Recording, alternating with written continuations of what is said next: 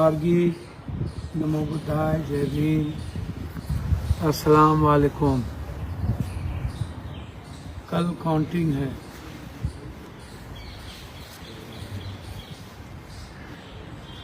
आज की रात भारी है। मैं आप सबसे आग्रह करना चाहूँगा, मैं कल ही कह चुका हूँ सुबह में कि 8 और 18 तक मिनिमम महागठबंधन की सीटें हैं। मैक्सिमम 23, 24, 25 हो सकते हैं। बेईमानी यदि ना हो तो महागठबंधन की सरकार बनना तय है। 2000, 4000, 1500, 3000 तक ये बदमाशी करेंगे। आप जो उम्मीदवार हैं बाहर में अपने अपने फॉलोअर्स को मजबूती से रखेंगे। करो मरो का ये चुनाव है, मरता क्या नहीं करता। अंजाम जितना भारी हो परवाह मत कीजिएगा। जी के क्या करना है जब हम अपने अधिकार की हिफाजत नहीं कर पाएंगे? कब तक इन दरिंदों के हाथ पीसते रहेंगे?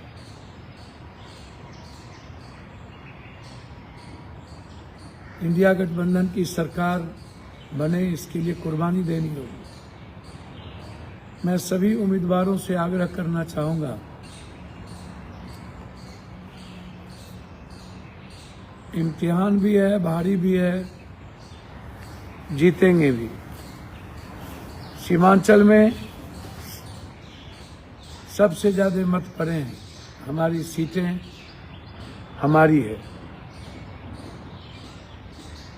युद्ध के मैदान में अंजाम जितना भयावह हो,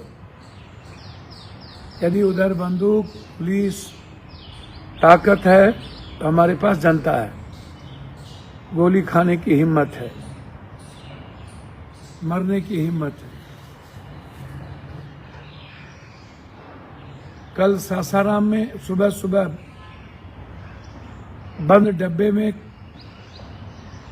ईवीएम मिले हैं, लाठीचार्ज हुई है, हंगामा हुआ है।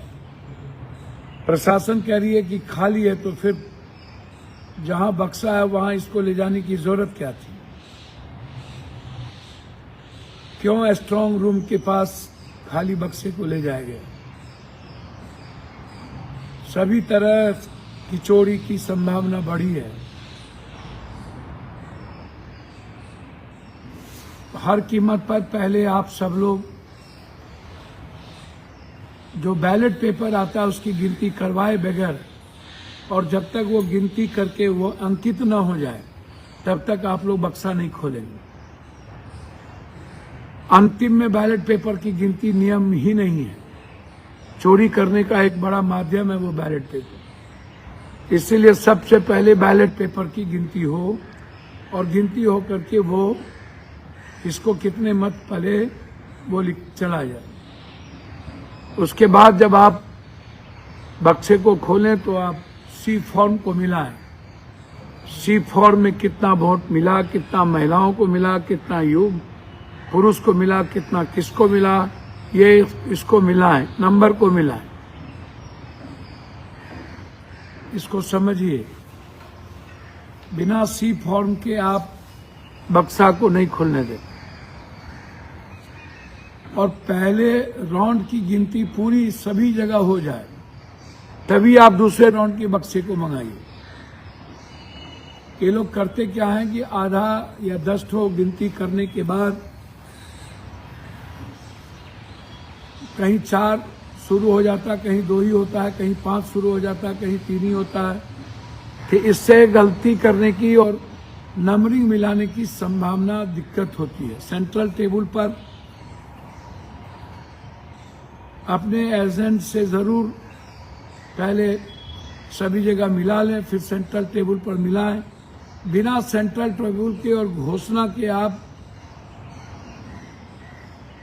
तीसरे या चौथा या 5वें नंबर का बक्सा मत मंगाएं। बक्सा एक साथ आए गिनती पूरी कंप्लीट हो जाए, गिनती हो जाए और काउंटिंग हो जाए तब मंगाएं। बीच में किसी भी कीमत पर आप रुकने ना दें। रात में बेईमानी करने की गुंजाइश ज्यादा रहती है। अगले बार भी काउंटिंग को रोक करके कई जगह बेईमानी किया गया।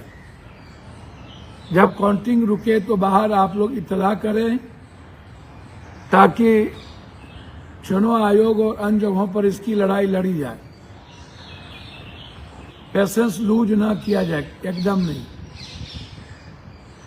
अंतिम बॉल पर क्रिकेट में मैच जीती जाती है, 9 रन भी हम जीतते हैं। अंतिम बॉल पर खेलते हैं, एक 9 बॉल हो जाता है, 7 रन हो जाती है और दूसरे बॉल में हम जीत जाते हैं। इसलिए ऐसा नहीं कि कौन बढ़ रहा है कौन घट रहा है। यदि 5,000 तक 7-10,000 तक भी बढ़ रहे हैं तब भी हम जीतेंगे। इसलिए आप उसकी चिंता ना करें।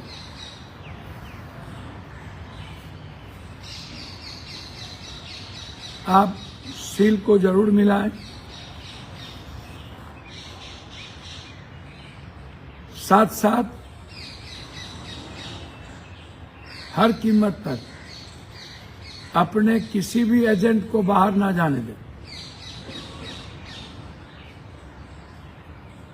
चाहे हम जीते हारे, अंतिम तक टिके रहें। और यदि किसी साथी का हो गया हो दूसरे विधानसभा में तो वो अपने दूसरे विधानसभा के लिए, साथियों के लिए, गठबंधन के लिए रुके रहें। आप साथ ना छोड़ें।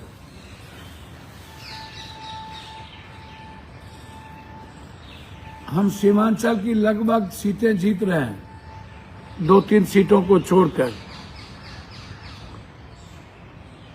एग्जिट पोल पर जाने की जरूरत नहीं है, एग्जैक्ट पोल है पप्पू यादव। मैंने पहले भी कहा था कि अगले बार मात्र हम सब लोग 6 सीट जीते थे, 24 में इस बार हर कीमत पर 20 से कम सीट हम नहीं जीतेंगे। मिनिमम 16, मैक्सिमम 20-21 सीट हम जीतने की संभावना मेरी बड़ी है। हमें एज है, जनता ने हमें वोट दिया है। सुपौल की भी स्थिति यही है कमोबेश, और मधुबनी की भी स्थिति यही है। हम सरकार बनाएंगे यदि बेईमानी चोरी ना करे। हम नीतीश जिससे जरूर कहें कि अपने घर वापसी आइए, हम आपका स्वागत करेंगे। आपको ये लोग कभी भी दिल से एक्सेप्ट नहीं करता है, ये इंतजार में रहता है कि कब मैं आपका सफाया करूं। हमारे भाई, हमारे बेटे निशांत को आप एक मौका दें ताकि वो मंत्रिमंडल का हिस्सा हो। वो अच्छा काम करेगा, अच्छा प्रगति करेगा, आगे भी बढ़ेगा। और बीजेपी कभी नहीं चाहेगी कि निशांत जदयू पार्टी के साथ आगे बढ़े। आपकी पार्टी को बीजेपी हमेशा या तो विलय करा लेना चाहेगी या तो खत्म करना चाहेगी। इसीलिए यही वक्त है हम सबको मिल करके बीजेपी को समाप्त करने की। अंतिम में मैं आपसे कहना चाहूंगा कि हर कीमत पर आज से रात तक आप लोग किसी भी कीमत पर स्ट्रांग रूम को नहीं छोड़िएगा।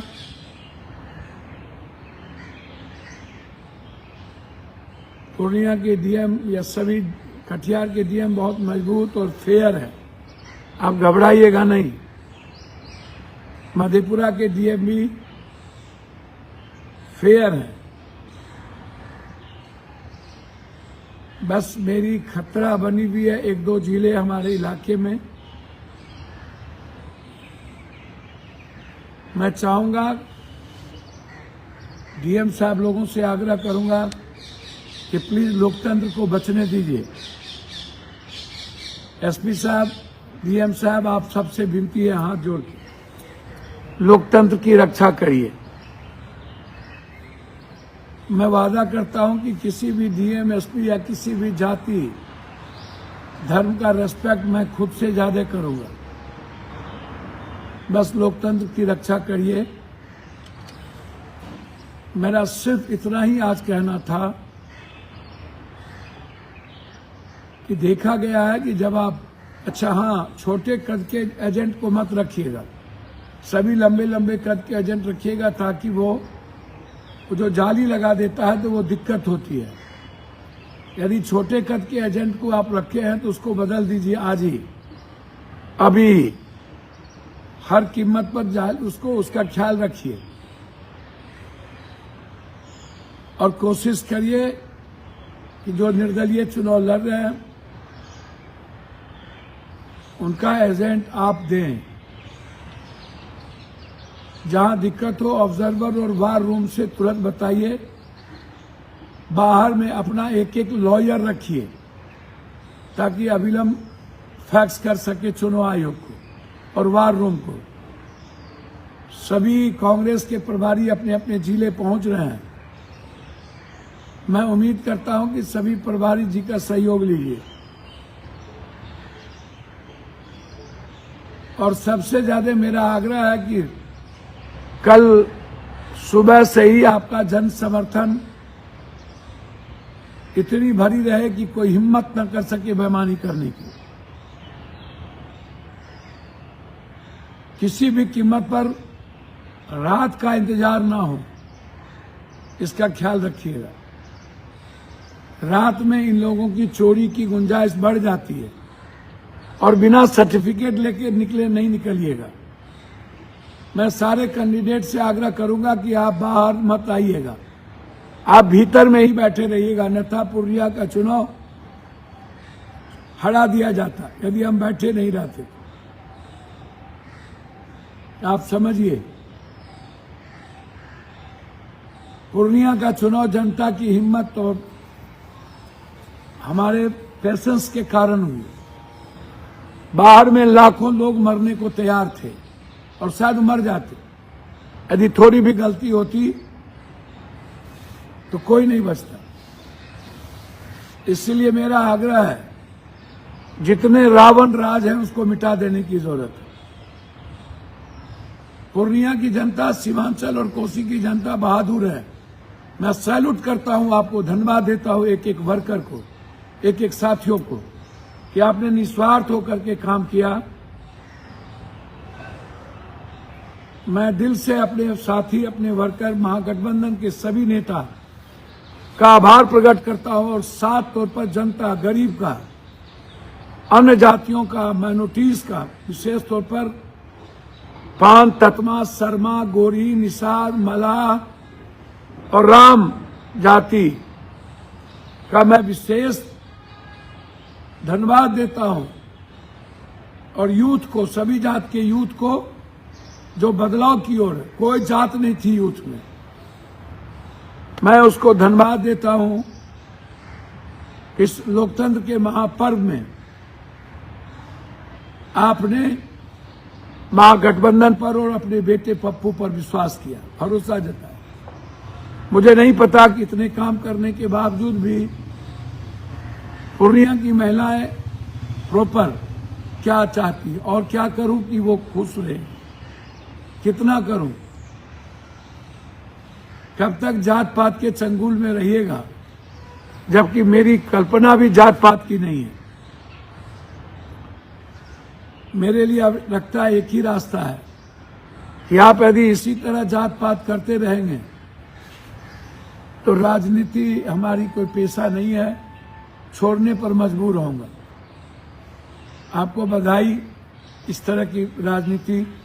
पुनः मैं आपसे आग्रह करूंगा, अभी से कमर कस लीजिए, यही वक्त है